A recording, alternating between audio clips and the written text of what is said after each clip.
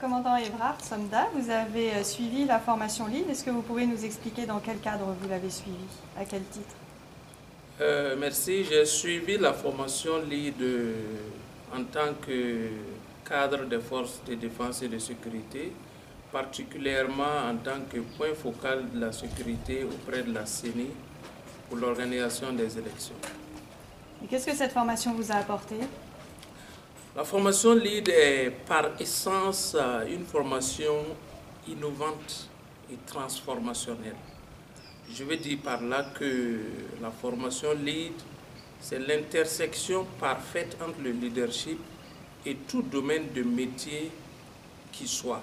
Particulièrement pour moi, cadre des forces de défense et de sécurité, la formation LEAD m'a permis d'appréhender autrement les événements, de les planifier, de les gérer en tenant compte de beaucoup de facteurs, à mesure d'anticiper sur d'éventuels conflits ou difficultés qui pourraient survenir.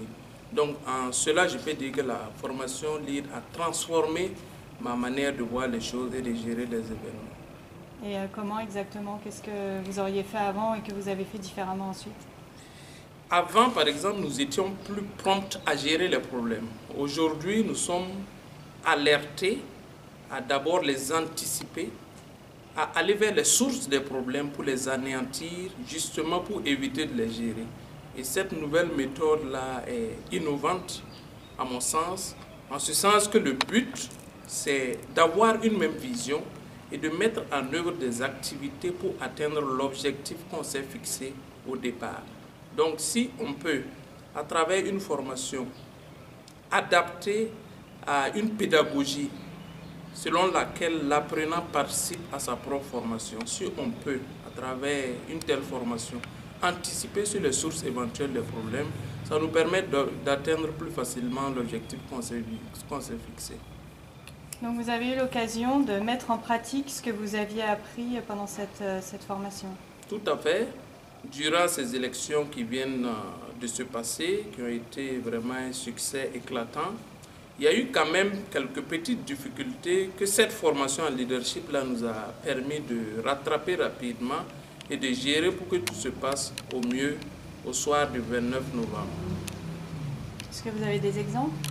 Il y a beaucoup d'exemples. Par exemple, vous savez qu'au début, à l'ouverture des bureaux de vote, il y a certains bureaux qui n'avaient pas encore reçu tout le matériel électoral. Nous, par exemple, nous avions anticipé et on a mis à la disposition du magasin central de la CENI un certain nombre de véhicules pick-up qui étaient prêts à déployer le matériel aux endroits où le matériel manquait pour éviter justement que les électeurs qui sont alignés, qui s'impatientaient pour voter, puissent le faire. C'est un exemple. Deuxièmement, on a eu à appuyer les équipes de la CENI pour envoyer des équipes en région dans le but de changer une partie de leur matériel informatique qui avait des pannes techniques. Donc ces scénarios-là ont été prévus à l'avance afin